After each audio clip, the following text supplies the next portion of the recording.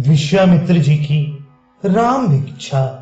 उसी समय विश्वामित्र जी अयोध्यापुरी गए।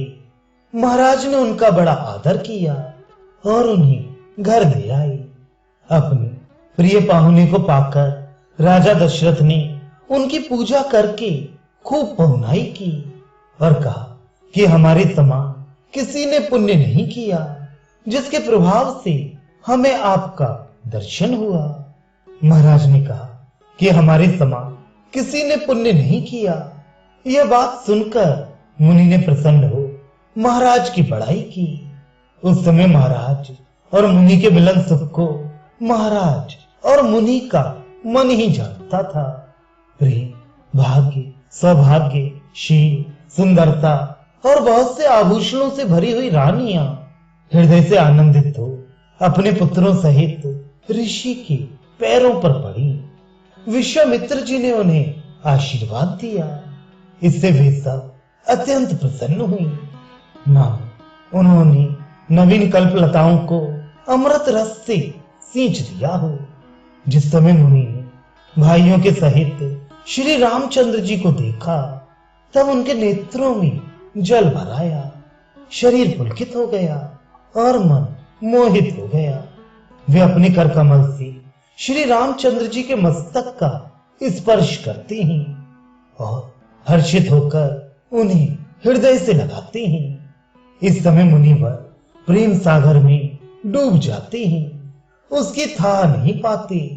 वे आदर पूर्वक उनकी मधुर मनोहर मूर्ति को देख रहे हैं और बार बार महाराज दशरथ के पुण्य की सराहना करते हैं। तब महाराज ने हाथ जोड़कर सुंदर सुहावने शब्दों में कहा, आज आपकी पवित्र चरणों को देखकर मैं कृतार्थ हो गया।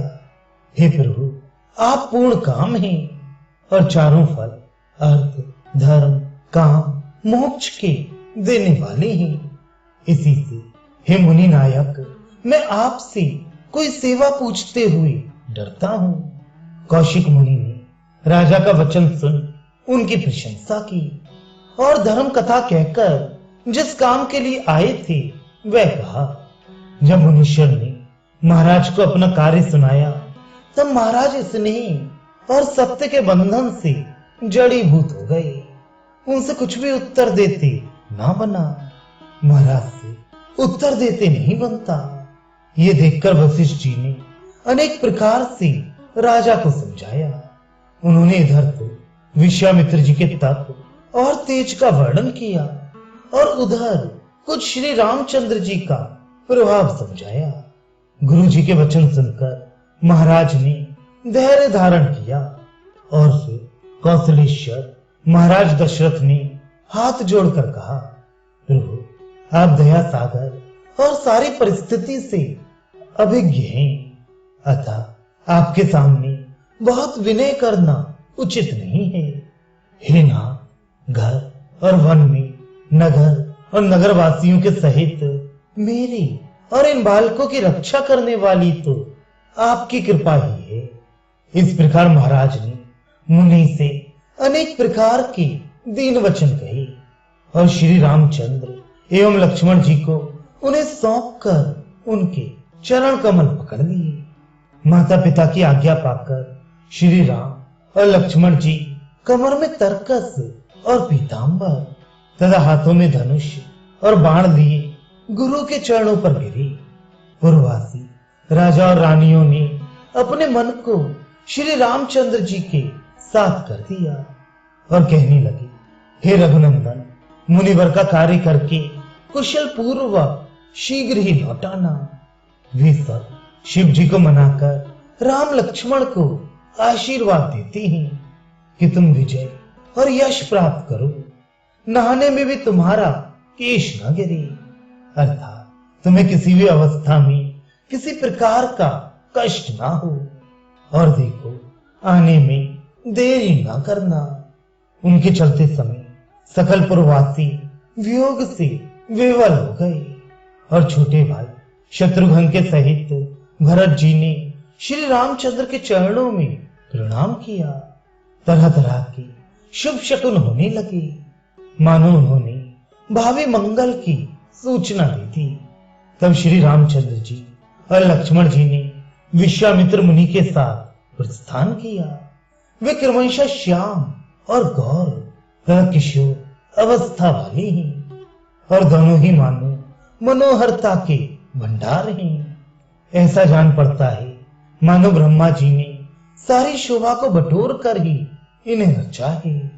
ब्रह्मा जी ने इन्हें ऐसा संवार कर रचा है कि मानो इन्हें छोड़कर अब थोड़ी सी भी सुंदरता शेष नहीं रही। 14 भुवन में बहुत विचार पूर्वक देखा, परंतु कहीं भी इसकी उपमा नहीं है। वे ऋषि के साथ मार्ग पर चलते हुए अत्यंत शोभायमान हो रही हैं।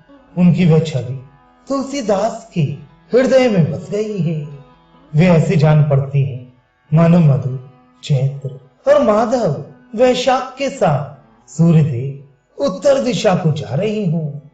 मार्ग में अनेकों पर्वत, वृक्ष, लता, नदी और तालाब देखते हैं। बालक स्वभाव से दौड़ते हैं तथा पक्षी और मृगों को रोकते हैं और फिर मुनि से डरकर संकुचित हो लौट जाते हैं तथा फल फूल और नए पत्तों को तोड़कर माला बनाते हैं।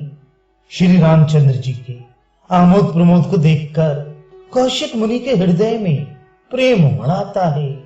मार्ग में मेघ छा किए जाते हैं और देवता लोग फूल बरसाते जाते हैं। इसी समय श्री रामचंद्र जी ने ताड़का का वध किया। तब मुनिराज ने उन्हें सब प्रकार योग्य जानकर मंत्र और रहस्य सहित शस्त्र विद्या दी। इस प्रकार विप्रभय मोचन श्री रामचंद्र जी मार्ग के लोगों के मन और नेत्रों को सफल करते कौशिक मुनि के आश्रम में गए। वहां राक्षसों के समूह का नाश करके विश्वामित्र जी का यज्ञ पूर्ण करवाया और मुनि समूह को निर्भय किया।